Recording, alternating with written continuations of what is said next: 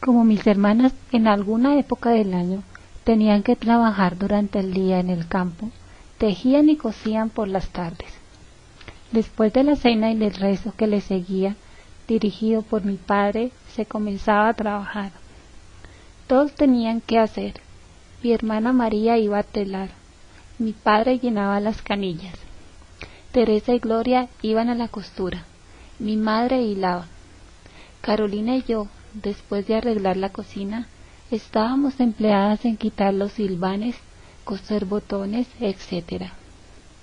Mi hermano, para espabilarnos del sueño, tocaba el acordeón, al son del cual cantábamos varias cosas. Los vecinos venían no pocas veces a hacernos compañía y solían decir que, a pesar de que no los dejábamos dormir, se sentían alegres y se les pasaban todos los enfados, cuando oían la fiesta que nosotros hacíamos. A varias mujeres oí decir algunas veces a mi madre: «Qué feliz eres tú, qué encanto de hijos que nuestro Señor te dio». Teníamos también a su tiempo la espollada del maíz a la luz de la luna. Entonces me sentaba en el montón de maíz y era la encargada de dar a todos los asistentes el abrazo cuando aparecía alguna mazorca roja.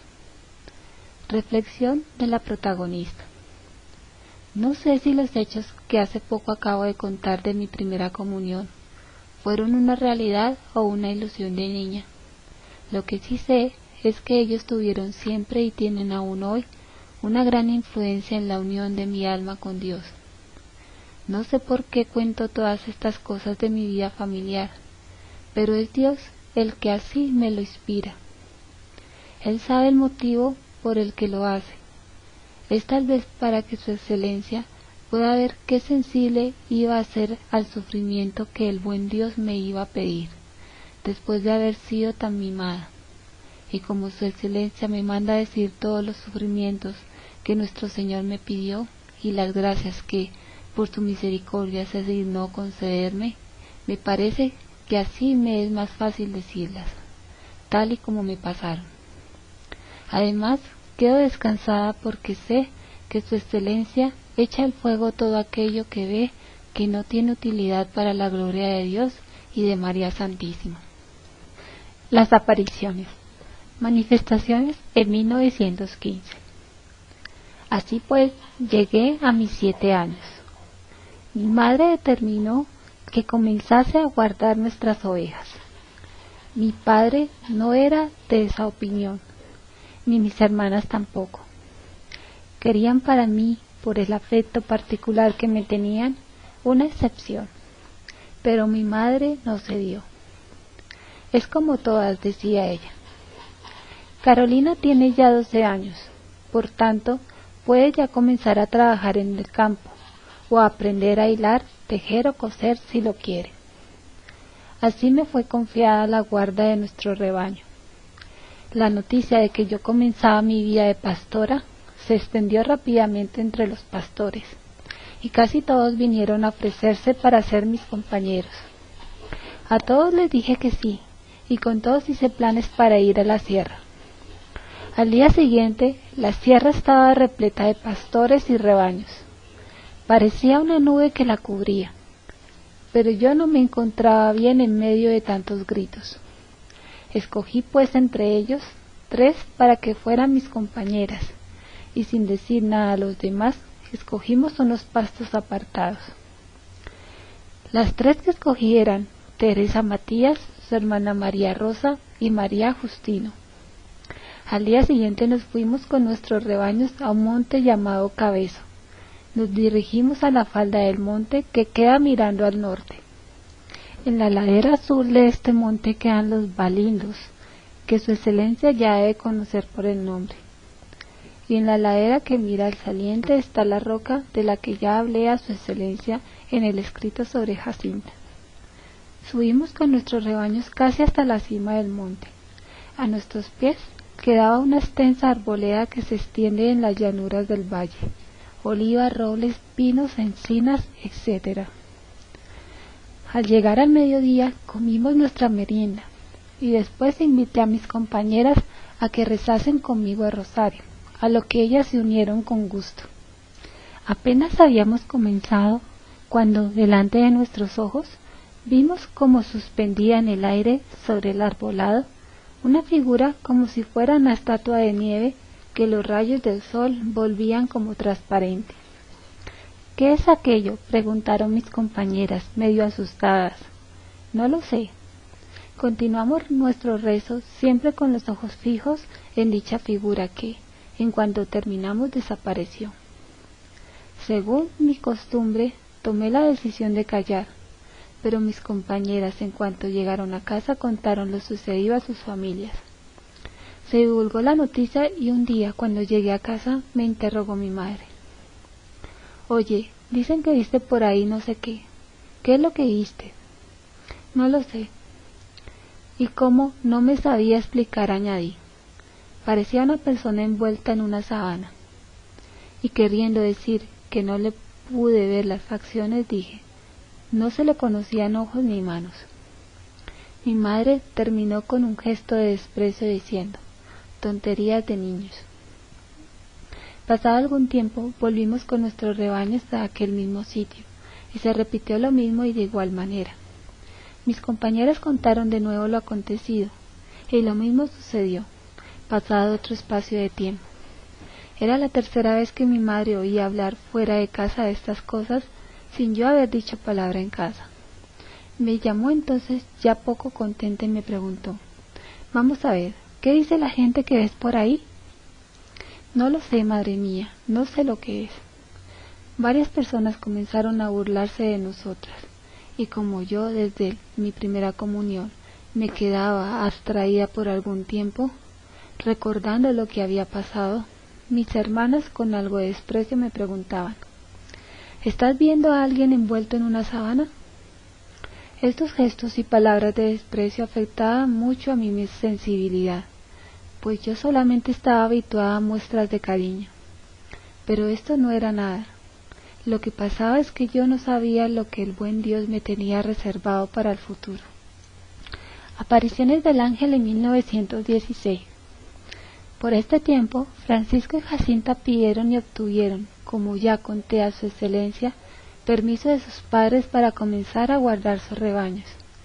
Dejé pues estas buenas compañeras y las sustituí por mis primos, Francisco y Jacinta. Entonces acordamos pastorear nuestros rebaños en las propiedades de mis tíos y de mis padres, para no juntarnos en la sierra con los otros pastores. Un bello día fuimos con nuestras ovejas a una propiedad de mis padres, situada al fondo de dicho monte, mirando al saliente. Esta propiedad se llama Chouza Vela. Alrededor de media mañana comenzó a caer una lluvia fina, algo más que orvallo. Subimos la falda del monte, seguidas por nuestras ovejas, buscando un resguardo que nos sirviese de abrigo. Fue entonces cuando por primera vez entramos en nuestra caverna bendita. Queda en medio de un olivar que pertenece a mi padrino Anastasio. Desde allí se ve la pequeña aldea donde nací, la casa de mis padres, los lugares de Casabelna y Eira da Pedra. El olivar, perteneciente a varios dueños, continúa hasta confundirse con estos pequeños lugares. Ahí pasamos el día, a pesar de que la lluvia había cesado y el sol había aparecido, hermoso y claro. Comimos nuestra merienda, rezamos nuestro rosario, y no recuerdo si no fue uno de aquellos rosarios que solíamos rezar cuando teníamos ganas de jugar, como ya dije a su excelencia, pasando las cuentas y diciendo solamente las palabras Padre Nuestro y Ave María. Terminando nuestro rezo comenzamos a jugar a las chinas. Hacía poco tiempo que jugábamos, cuando un viento fuerte sacudió los árboles y nos hizo levantar la vista para ver lo que pasaba, pues el día estaba sereno. Vemos entonces que, desde el olivar, se dirige hacia nosotros la figura de la que ya hablé. Jacinta y Francisco aún no la habían visto, ni yo les había hablado de ella. A medida que se aproximaba, íbamos divisando sus facciones. Un joven de unos 14-15 años, más blanco que la nieve, el sol lo hacía transparente, como si fuera de cristal, y de una gran belleza. Al llegar junto a nosotros dijo: «No temáis, soy el ángel de la paz, rezad conmigo». Y arrodillándose en tierra, dobló la frente hasta el suelo y nos hizo repetir por 3 veces estas palabras: «Dios mío, yo creo, adoro, espero y os amo. Os pido perdón por los que no creen, no adoran, no esperan y no os aman». Después, levantándose, dijo: «Rezad así. Los corazones de Jesús y de María están atentos a la voz de vuestras súplicas». Sus palabras se grabaron de tal forma en nuestras mentes que jamás se nos olvidaron. Y, desde entonces, pasábamos largos ratos así, postrados, repitiéndolas muchas veces hasta caer cansados.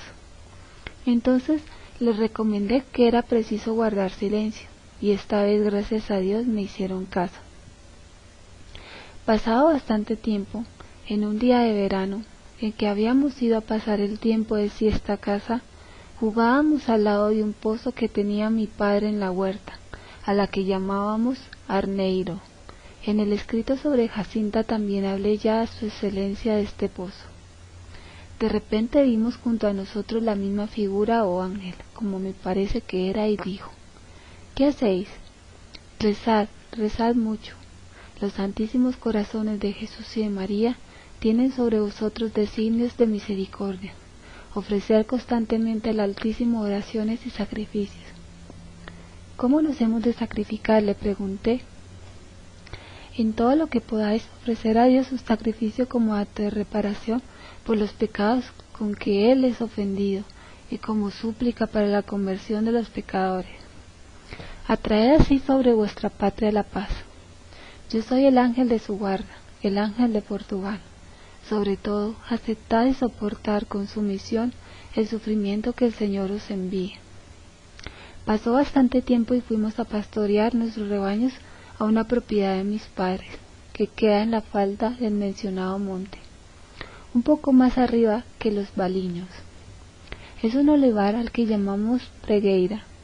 Después de haber merendado, acordamos ir a rezar a la gruta que queda al otro lado del monte, para lo cual dimos una vuelta por la cuesta y tuvimos que subir un roquedal que queda en lo alto de la Pregueira. Las ovejas consiguieron pasar con muchas dificultades. Después que llegamos de rodillas con los rostros en tierra, comenzamos a repetir la oración del ángel: «Dios mío, yo creo, yo adoro, espero y os amo». No sé cuántas veces habíamos repetido esta oración cuando vimos que sobre nosotros brillaba una luz desconocida. Nos levantamos para ver lo que pasaba y vimos al ángel, que tenía en la mano izquierda un cáliz, sobre el cual había suspendida una hostia, de la que caían unas gotas de sangre dentro del cáliz. El ángel dejó suspendido en el aire el cáliz, se arrodilló junto a nosotros y nos hizo repetir 3 veces: «Santísima Trinidad, Padre, Hijo, Espíritu Santo, os ofrezco el preciosísimo cuerpo, sangre, alma y divinidad de nuestro Señor Jesucristo, presente en todos los sagrarios de la tierra, en reparación de los ultrajes, sacrilegios e indiferencias con que Él mismo es ofendido, y por los méritos infinitos de su Santísimo Corazón y el Inmaculado Corazón de María, os pido la conversión de los pobres pecadores». Después se levanta, toma en sus manos el cáliz y la hostia. Me da la sagrada hostia a mí, y la sangre del cáliz la divide entre Jacinta y Francisco, diciendo al mismo tiempo: «Tomad y bebed el cuerpo y la sangre de Jesucristo, horriblemente ultrajado por los hombres ingratos, reparar sus crímenes y consolad a vuestro Dios». Y, postrándose de nuevo en tierra, repitió con nosotros otras 3 veces la misma oración: «Santísima Trinidad», etc. y desapareció. Nosotros permanecimos en la misma actitud, repitiendo siempre las mismas palabras, y cuando nos levantamos vimos que era de noche, y por tanto hora de irnos a casa. Problemas familiares. Heme aquí, excelentísimo Señor, llegada al fin de mis 3 años de pastora, de los 7 a los 10. Durante estos 3 años nuestra casa, y casi me atrevería a decir nuestra parroquia, había mudado casi completamente de aspecto. El reverendo señor Pena había dejado de ser nuestro párroco, había sido sustituido por el reverendo señor Boicina. Este celosísimo sacerdote, al tener conocimiento de las costumbres paganas que existían en la feligresía, de bailes y danzas, comenzó enseguida a predicar contra ello en el púlpito, en las homilías de los domingos, en público y en particular, aprovechaba todas las ocasiones que se le ofrecían para combatir esta mala costumbre. Mi madre, desde que oyó al buen párroco hablar así, prohibió a mis hermanas ir a tales diversiones, y como el ejemplo de mis hermanas arrastró a otras, esta costumbre fue poco a poco extinguiéndose. Lo mismo entre los niños que, como ya dije a su excelencia en el escrito sobre mi prima, celebraban sus danzas aparte. Hubo alguien que un día dijo a mi madre: pero hasta aquí no era pecado bailar, y ahora, porque viene un párroco nuevo, ¿ya es pecado? ¿Cómo se entiende? No lo sé, respondió mi madre. Lo que sé es que el señor párroco no quiere que se baile y por tanto mis hijas no vuelven a esas reuniones. Con mucho las dejaba bailar algunas cosas en familia, porque decía el señor párroco que en familia no estaba mal. En el transcurso de este periodo de tiempo, mis dos hermanas mayores dejaron la casa paterna por haber contraído matrimonio. Mi padre se había dejado arrastrar por malas compañías y había caído en los lazos de una triste pasión, a causa de la cual habíamos perdido ya algunos de nuestros terrenos. Mi madre, al ver que escaseaban los medios de subsistencia, decidió que mis dos hermanas, Gloria y Carolina, fuesen a servir. Quedó entonces en casa mi hermano para cuidar los campos que nos quedaban. Mi madre, que cuidaba de las cosas de la casa, y yo, que pastoreaba nuestro rebaño. Mi pobre madre vivía sumergida en una profunda amargura, y, cuando por la noche nos juntábamos los tres en el hogar, esperando a mi padre para cenar, mi madre, al ver los lugares de sus otras hijas vacíos, decía con una profunda tristeza: Dios mío, ¿a dónde fue la alegría de esta casa? E inclinando la cabeza sobre una pequeña mesa que tenía a su lado, lloraba amargamente. Mi hermano y yo llorábamos con ella. Era una de las escenas más tristes que he presenciado, y yo sentía el corazón desgarrado de tristeza por mis hermanas y por la amargura de mi madre. A pesar de ser niña, comprendía perfectamente la situación en que nos encontrábamos. Recordaba entonces las palabras del ángel, sobre todo aceptar sumisos los sacrificios que el Señor os envía. Me retiraba entonces a un lugar solitario para no aumentar con mi sufrimiento el de mi madre. Este lugar era ordinariamente nuestro pozo.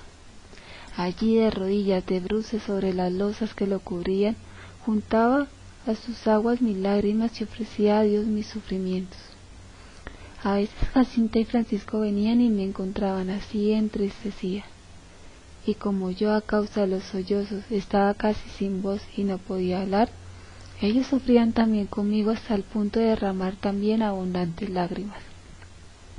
Entonces hacía Jacinta en alta voz nuestro ofrecimiento: Dios mío, es en acto de reparación y por la conversión de los pecadores, por los que te ofrecemos todos estos sufrimientos y sacrificios.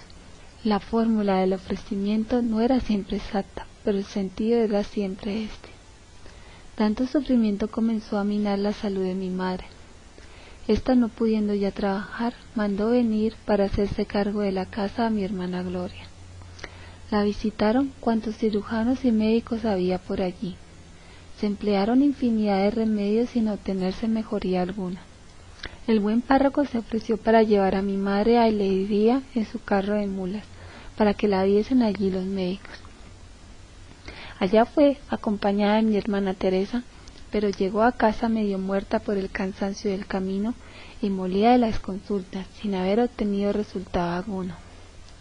Por fin se consultó a un cirujano que tenía su consulta en San Mamede, que declaró que mi madre tenía una lesión cardíaca, un hueso de las vértebras dislocado y los riñones caídos. La sometió a un riguroso tratamiento de puntas de fuego y varios medicamentos con los que tuvo alguna mejoría. Este era el estado en que nos encontrábamos cuando llegó el día 13 de mayo de 1917. Por este tiempo a mi hermano le había llegado la edad de asentar plaza en la vida militar, y como gozaba de perfecta salud, era de esperar que fuese reclutado. Además, se estaba en guerra y era difícil conseguir librarlo. Con el temor de quedar sin alguien que cuidase las tierras, mi madre mandó venir también a casa a mi hermana Carolina. Entretanto, el padrino de mi hermano prometió librarlo. Lo recomendó al médico de la inspección y nuestro buen Dios se dignó por entonces dar a nuestra madre este alivio. Apariciones de Nuestra Señora. No me detengo a describir la aparición del 13 de mayo, es de su excelencia bien conocida. Es también bien conocido por su excelencia el modo como se informó mi madre del acontecimiento y los esfuerzos que hizo para obligarme a decir que había mentido. Las palabras que la Santísima Virgen nos dijo en este día y que acordamos no revelar nunca fueron después de decirnos que iríamos al cielo. ¿Queréis ofreceros a Dios para soportar todos los sufrimientos que Él quiere enviaros en acto de reparación por los pecados con que Él es ofendido y de súplica para la conversión de los pecadores? Sí, queremos, fue nuestra respuesta. Tendréis pues que sufrir mucho, pero la gracia de Dios será vuestra fortaleza. El día 13 de junio se celebraba en nuestra parroquia la fiesta de San Antonio. Era costumbre en ese día sacar los rebaños muy de madrugada, y a las 9 de la mañana se encerraban ya en los corrales para ir a la fiesta. Mi madre y mis hermanas, que sabían lo mucho que me gustaba la fiesta, me decían entonces: vamos a ver si tú dejas la fiesta para ir a Cova de Iría para hablar allí con esa señora. En ese día nadie me dirigió la palabra, portándose conmigo como quien dice: déjala, vamos a ver lo que hace. Saqué pues mi rebaño de madrugada con la intención de cerrarlo en el corral a las 9, ir a misa de 10 y enseguida irme a Cova de Iría. Pero he aquí que, poco después de salir el sol, me viene a llamar mi hermano, que fuese a casa porque varias personas que estaban allí me querían hablar. Quedó pues él con el rebaño y yo fui a ver para qué me querían. Eran algunas mujeres y hombres que venían de Minde, de los lados de Tomar, Carrascos, Boleiros, etc., y que deseaban acompañarme a Cova de Iría. Les dije que aún era temprano y les invité a que vinieran conmigo a la misa de 8. Después volví a casa. Esta buena gente me esperó en nuestro patio a la sombra de nuestras higueras. Mi madre y mis hermanas mantuvieron su actitud de desprecio que en verdad me afectaba mucho y me dolía tanto como los insultos. Alrededor de las 11 salí de casa. Pasé por casa de mis tíos, donde Jacinta y Francisco me esperaban, y nos fuimos a Cova de Iría a esperar el momento deseado. Toda aquella gente nos seguía haciéndonos 1000 preguntas. En este día yo me sentía amargadísima. Veía a mi madre afligida, que quería a toda costa obligarme, como ella decía, a confesar mi mentira. Yo quería satisfacerla, pero no encontraba cómo hacerlo sin mentir. Ella nos había infundido a nosotros, sus hijos, desde pequeños, un gran horror a las mentiras y castigaba severamente a aquel que dijese alguna. Siempre, decía ella, conseguí que mis hijos dijesen la verdad. ¿Y ahora he de dejar pasar una cosa de estas a la más joven? Si todavía fuese una cosa más pequeña, pero una mentira de estas que trae tanta gente engañada. Después de estas lamentaciones se volvía a mí y decía: dale las vueltas que quieras, o tú desengañas a esa gente confesando que mentiste, o te encierro en un cuarto donde no podrás ver ni la luz del sol. A tantos disgustos solo faltaba que se viniese a juntar una de estas cosas. Mis hermanas se ponían a favor de mi madre, y a mi alrededor se respiraba una atmósfera de verdadero desdén y desprecio. Recordaba entonces los tiempos pasados y me preguntaba a mí misma: ¿dónde está el cariño que hasta hace poco mi familia me tenía?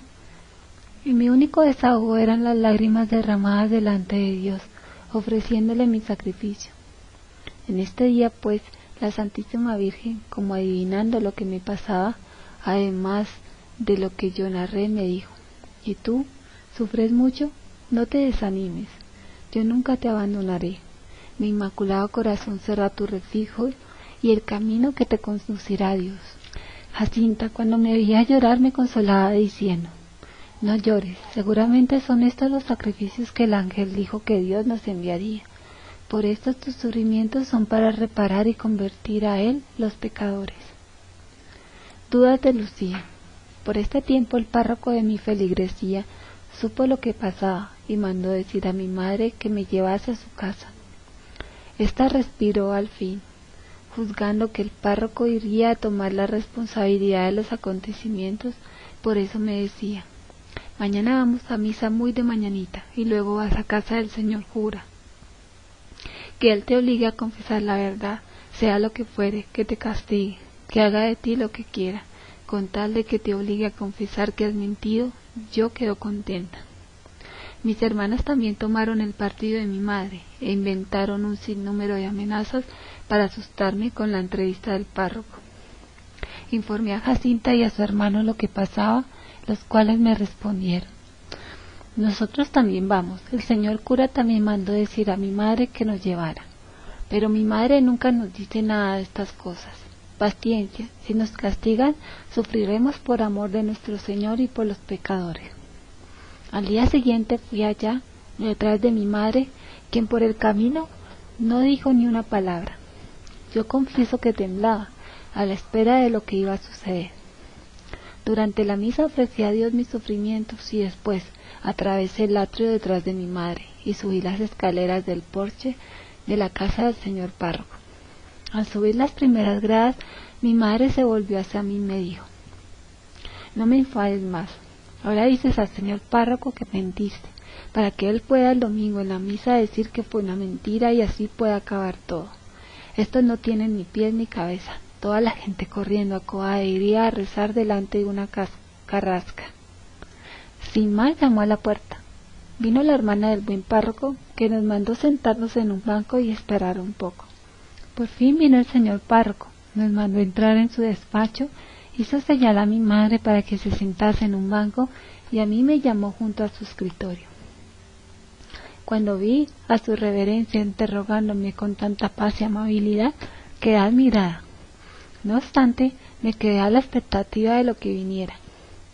El interrogatorio fue muy minucioso y, casi me atrevería a decir, agobiante. Su reverencia me hizo una pequeña advertencia porque decía: no me parece una revelación del cielo. Cuando se dan estas cosas de ordinario, el Señor manda a esas almas a las que se comunica dar cuenta de lo que pasa a sus confesores o párrocos. Esta, por el contrario, se retrae cuando puede. Esto también puede ser un engaño del demonio. Vamos a ver, el futuro nos dirá lo que tenemos que pensar. Jacinta y Francisco animan a Lucía. Lo que esta reflexión me hizo sufrir, solo el Señor puede saberlo, porque solo Él puede penetrar en nuestro interior. Comencé entonces a dudar si las manifestaciones serían del demonio que procuraba por ese medio perderme. Y como había oído decir que el demonio traía siempre la guerra y el desorden, comencé a pensar que, de verdad, desde que veía estas cosas no había habido ya más alegría ni bienestar en nuestra casa. Qué angustia la que sentía. Manifesté a mis primos mis dudas. Jacinta respondió: no es el demonio, no. El demonio dicen que es muy feo y que está debajo de la tierra en el infierno. Y aquella señora es tan bonita y nosotros la vimos subir al cielo. Nuestro Señor se sirvió de esto para desvanecer algo de mis dudas. Pero en el transcurso de este mes perdí el entusiasmo por la práctica de los sacrificios y mortificaciones, y titubeaba así decir que había mentido, y así terminar con todo. Jacinta y Francisco me decían: no hagas eso, ¿no ves que ahora es cuando tú vas a mentir y que mentir es pecado? En este estado tuve un sueño, que vino a aumentar las tinieblas en mi espíritu. Vi al demonio que, riéndose por haberme engañado, hacía esfuerzos para arrastrarme al infierno. Al verme en sus garras comencé a gritar de tal forma, llamando a Nuestra Señora, que acudió mi madre, la cual, afligida, me llamó preguntándome lo que tenía.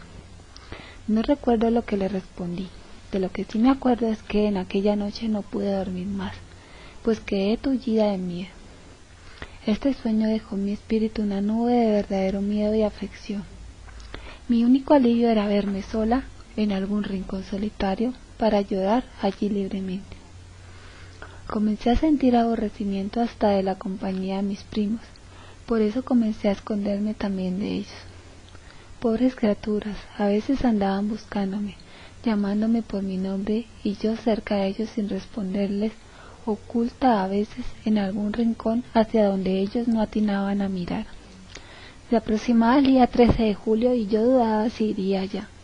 Pensaba, si es el demonio, ¿para qué he de ir a verlo? Si me preguntan por qué no voy, digo que tengo miedo que sea el demonio el que nos aparece y que por eso no voy.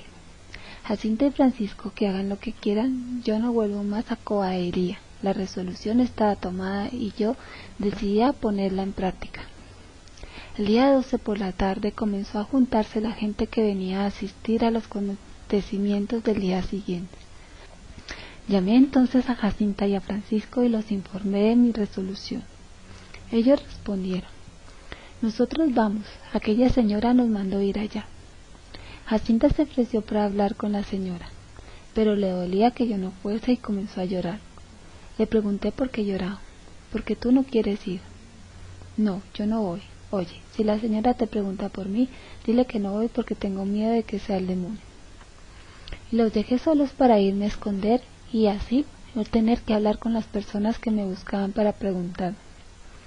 Mi madre, que me creía jugando con los otros niños, durante todo este tiempo que me escondía detrás de unas matas de un vecino que lindaba con nuestro arneiro, un poco al este del pozo, ya tantas veces mencionado, cuando llegaba a casa por la noche me reprendía diciendo: esta sí que es una santica de ficción.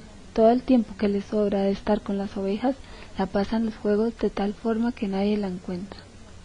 Al día siguiente, al llegar la hora en la que debía partir, me sentí de repente impulsada a ir por una fuerza extraña y que no me era fácil resistir. Me puse entonces en camino.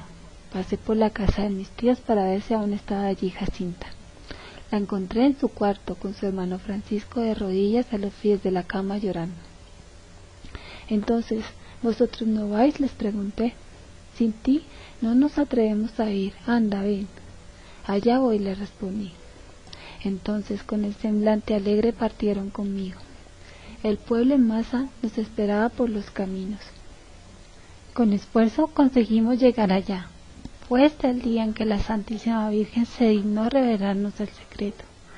Después, para reanimar mi fervor decaído, nos dijo: sacrificaos por los pecadores, y decid a Jesús muchas veces, especialmente siempre que hagáis algún sacrificio: oh Jesús, es por tu amor, por la conversión de los pecadores y reparación de los pecados cometidos contra el Inmaculado Corazón de María.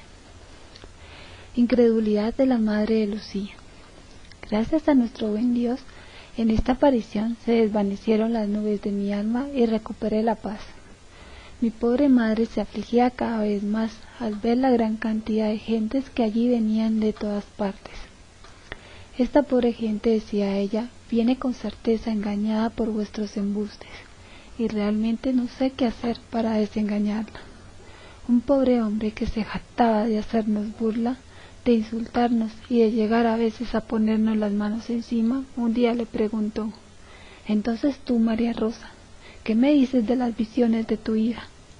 No lo sé, le respondió, me parece que no deja de ser una embustera que trae a medio mundo engañado. No digas eso muy alto, porque alguien sería capaz de matarla. Me parece que por ahí hay alguien que no la quiere bien. Ah, no me importa, con tal que la obliguen a confesar la verdad.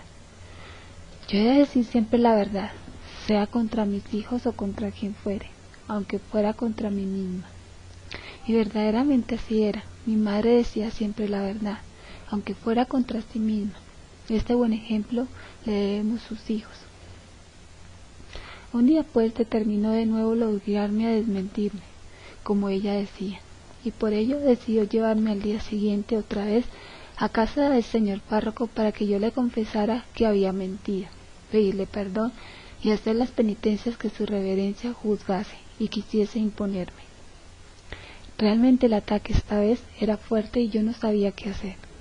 En el camino pasé por casa de mis tíos. Dije a Jacinta que aún estaba en la cama lo que me pasaba y me fui detrás de mi madre. En el escrito sobre Jacinta ya dije a su excelencia la parte que ella y el hermano tomaron en esta prueba que el Señor nos envió, y cómo me esperaban en oración junto al pozo, etc. Por el camino mi madre me fue predicando su sermón. En cierto momento yo le dije temblando: pero madre mía, ¿cómo he de decir que no si yo vi? Mi madre se calló y al llegar junto a la casa del párroco me dije: tú escúchame, lo que yo quiero es que digas la verdad. Si viste, dices que viste, pero si no viste, confiesa que mentiste. Sin más subimos las escaleras y el buen párroco nos recibió en su despacho, con toda amabilidad y yo diría que hasta con cariño. Me interrogó con toda seriedad y delicadeza, sirviéndose de algún artificio para ver si yo me desmentía, o si cambiaba una cosa por otra. Por fin nos despidió, escogiéndose los hombros, como diciendo: no sé qué decir ni qué hacer de todo esto. Las amenazas del administrador. Pasados no muchos días, mis tíos y mis padres reciben orden de las autoridades para comparecer en la administración. Al día siguiente, a la hora marcada, con Jacinta y Francisco mis tíos y conmigo mis padres. La administración está en Vilanova de Urem, por eso había que andar unas 3 leguas, distancia bien considerable para unos niños de nuestra edad. Y los únicos medios de viajar en aquel tiempo por allí eran los pies de cada uno, o alguna burrita. Mi tío respondió enseguida que comparecía él, pero que a sus hijos no los llevaba. Ellos apenas aguantan el camino, decía él, y montados no irían seguros encima del animal porque no están acostumbrados. Además, no tengo por qué presentar en un tribunal a 2 niños de tan corta edad. Mis padres pensaban lo contrario. La mía va, que responda ella. Yo de estas cosas no entiendo nada, y si miente está bien que sea castigada. Al día siguiente, muy de mañana, me montaron encima de una burra, de la que me caí 3 veces por el camino, y allá fui acompañada de mi padre y de mi tío.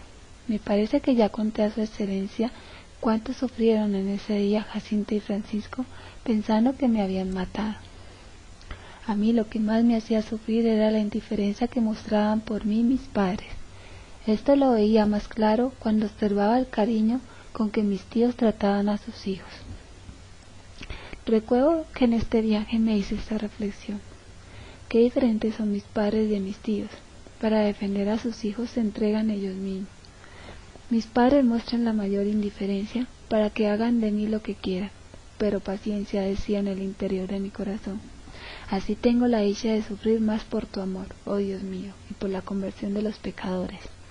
Con esta reflexión encontraba siempre consuelo. En la administración fui interrogada por el administrador en presencia de mi padre, mi tío y varios señores más, que no sé quiénes eran. El administrador quería forzosamente que le revelase el secreto y que le prometiese no volver más a Coahuila. Para conseguir esto no se privó ni de promesas ni de amenazas. Viendo que nada conseguía, me despidió manifestando que lo había de conseguir, aunque para ello tuviese que quitarme la vida. Mi tío recibió una buena reprensión por no haber cumplido la orden. Después de todo esto nos dejaron volver a nuestra casa. Más disgustos familiares. En el seno de mi familia había todavía otro disgusto, del que yo era la culpable, según decían ellos. Coahuila era una propiedad perteneciente a mi padre. En el fondo tenía un poco de terreno bastante fértil, en el cual se cultivaba bastante maíz, legumbres, hortalizas, etc. En las laderas había algunos olivos, encinas y robles, pero desde que la gente comenzó a ir allá, nunca más pudimos cultivar cosa alguna. La gente lo pisaba todo, gran cantidad iba a caballo, y los animales terminaban comiéndoselo y destrozándolo. Mi madre, lamentando estas pérdidas, me decía: tú ahora, cuando quieras comer, se lo vas a pedir a esa señora. Mis hermanas añadían: tú ahora solo debías comer de lo que se cultiva en Coahuila. Estas cosas me dolían tanto, que yo no me atrevía a coger ni un pedazo de pan para comer. Mi madre, para obligarme a decir la verdad como ella decía, llegó no pocas veces a hacerme sentir el peso de algún palo destinado a la lumbre que se encontrase en el montón de leña o el de la escoba. Pero, como al mismo tiempo era madre, procuraba después levantarme las fuerzas decaídas, y se afligía al verme consumir con la cara paliducha, temiendo que fuese a enfermar. Pobre madre, ahora sí que comprendo de verdad la situación en que se encontraba y tengo pena de ella.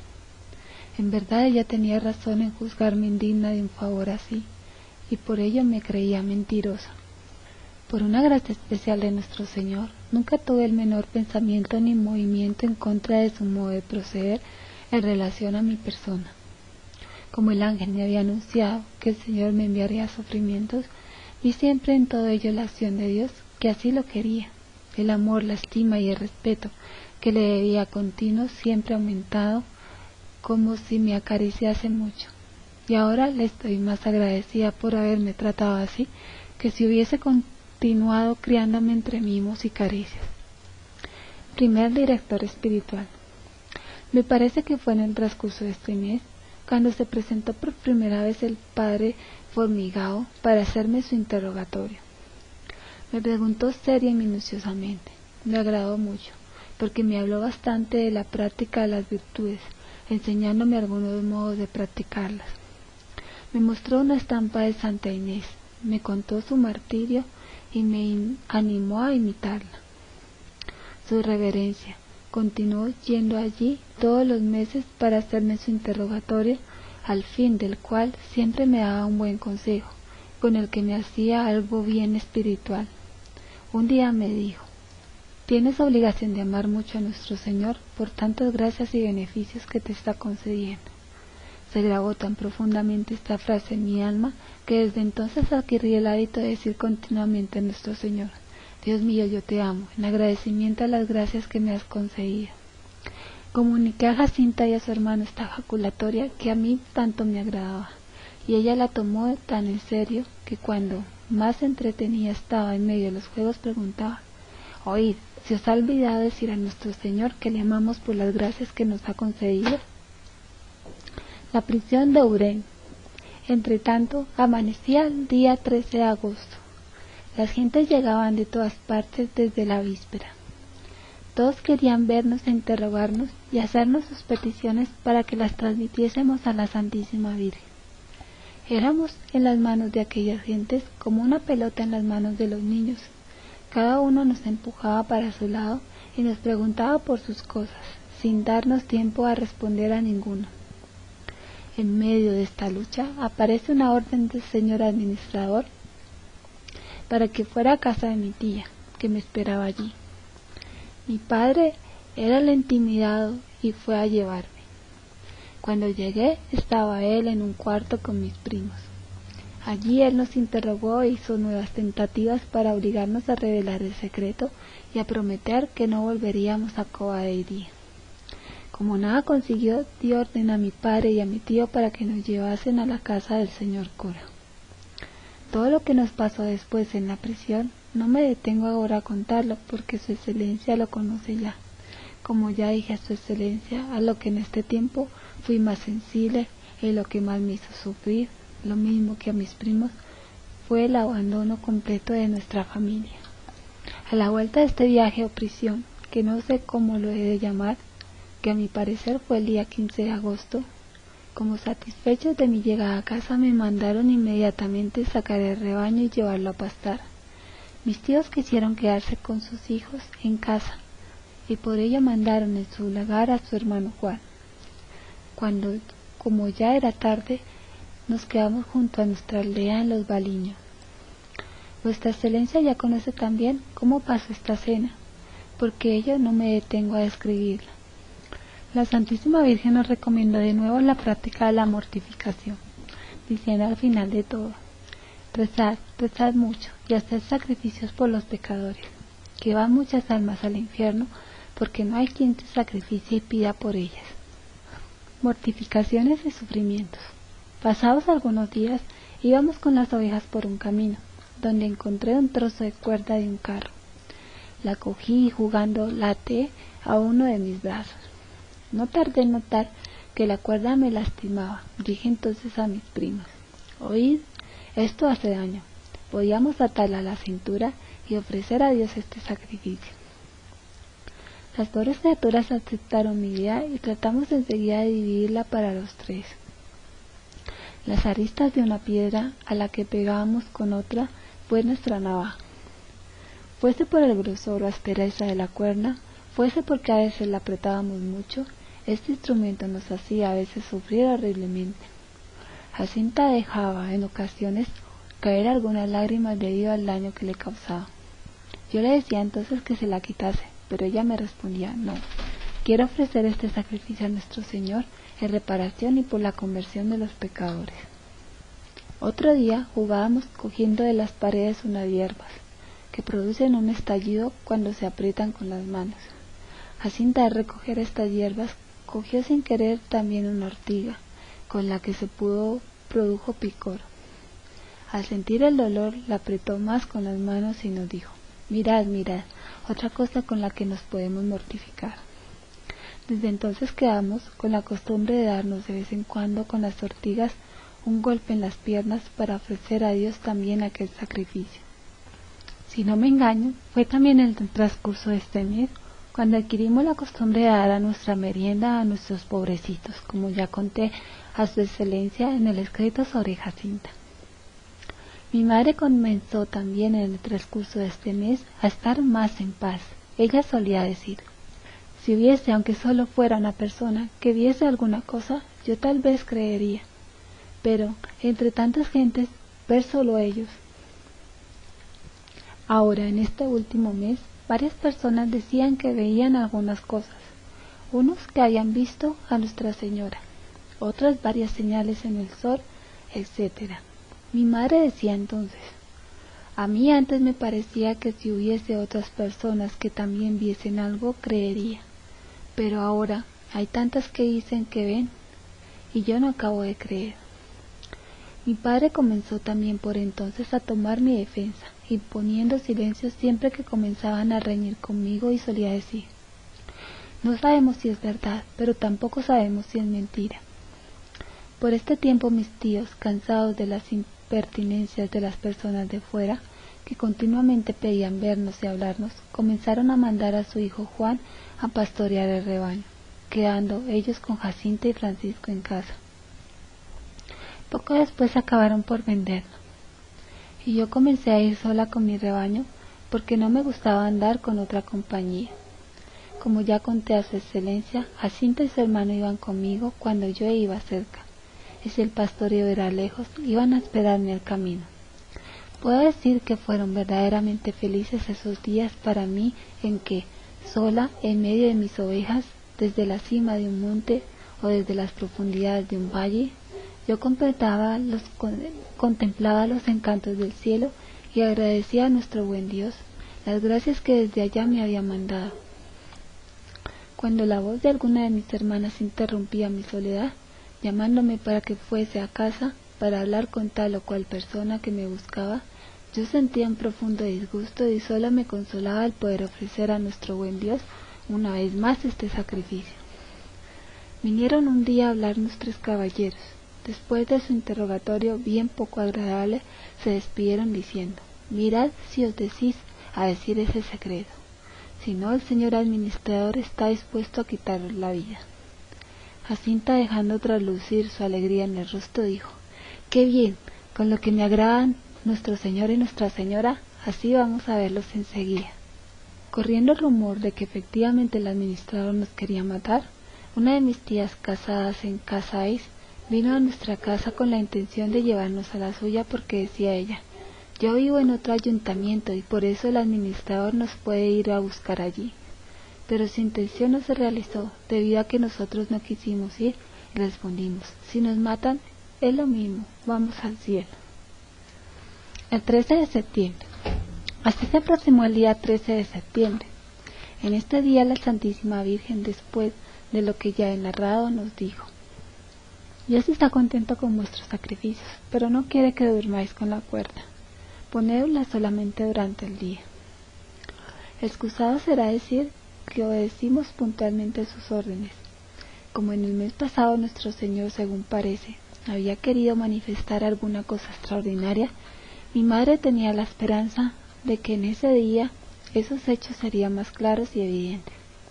Pero como nuestro buen Dios, tal vez para darnos la ocasión de poder ofrecer algún sacrificio más, permitió que en ese día no trasluciese ningún rayo de su gloria, mi madre se desanimó de nuevo y la persecución en casa comenzó otra vez. Eran muchos los motivos por los que se afligía.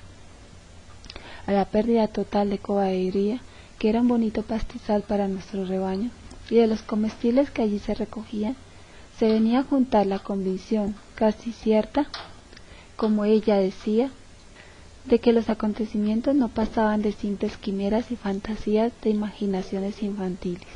Una de mis hermanas no hacía otra cosa que ir a llamarme y quedar en mi lugar pastoreando nuestro rebaño, para que yo fuese a hablar con las personas que pedían verme y hablarme. Esta pérdida de tiempo para una familia rica no sería nada, pero para nosotros que teníamos que vivir de nuestro trabajo era algo importante.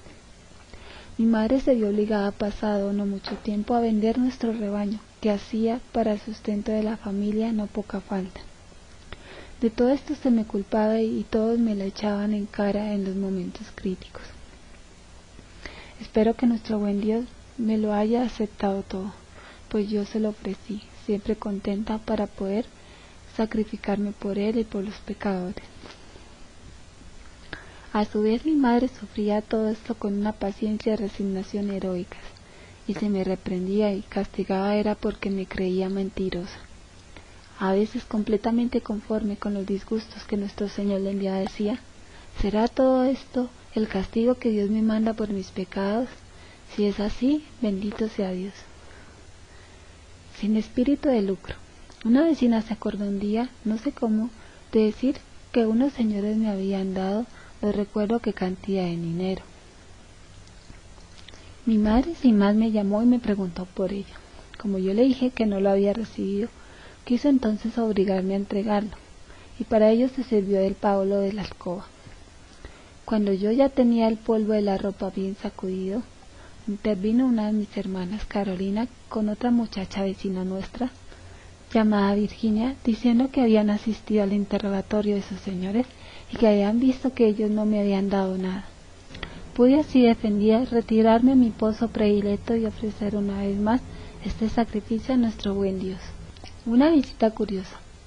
Si no me engaño, fue también en el transcurso de este mes, cuando apareció por allí un joven que, por su elevada estatura, me hizo temblar de miedo. Cuando vi entrar en casa buscándome a un señor que tuvo que inclinarse para poder entrar por la puerta, me creí en la presencia de un alemán. Y como en ese tiempo estábamos en guerra y las familias solían meter miedo a los niños diciendo: ahí viene un alemán a matarte, yo pensé que había llegado mi último momento. Mi susto no pasó desapercibido a dicho joven, que procuró tranquilizarme, sentándome en sus rodillas y preguntándome con toda amabilidad. Terminado su interrogatorio, pidió a mi madre que me dejara ir a enseñarle el sitio de las apariciones y rezar allí con él. Mi madre accedió a su petición y nos fuimos allá. Pero yo me estremecía de pavor a verme sola por aquellos caminos en compañía del desconocido. Me tranquilizó sin embargo la idea de que si me mataba iría a ver a nuestro Señor y Nuestra Señora. Llegados al lugar, puestos de rodillas, me pidió que rezase un rosario con él para pedir a la Santísima Virgen una gracia que él deseaba mucho: que una tal muchacha consintiese recibir con él el sacramento del matrimonio. Me extrañó la petición y pensé: si ella te tuviese tanto miedo como yo, nunca te diría que sí. Terminado el rezo de nuestro rosario, el buen joven me acompañó hasta cerca de nuestro pueblo y me despidió amablemente recomendándome su intención. Empecé entonces una carrera desenfrenada hasta llegar a casa de mis tíos, temiendo que él volviese atrás. Cuando no fue mi espanto, cuando el día 13 de octubre me encontré de repente, después de las apariciones, en los brazos de dicho personaje, nadando por encima de las cabezas de la gente. Realmente estaba bien para que todos pudiesen satisfacer su curiosidad de verme. Al poco rato, Como el buen señor no veía dónde ponía los pies, tropezó en unas piedras y cayó. Yo no caí porque quedé apretujada entre el gentío que me rodeaba. Otras personas me recibieron y dicho personaje desapareció, hasta que pasado algún tiempo apareció de nuevo allí, con dicha muchacha, ya entonces su esposa, para agradecer a la Santísima Virgen la gracia recibida y pedirle una abundante bendición. Este joven es hoy el señor Dr. Carlos Mientes de Torres Novas.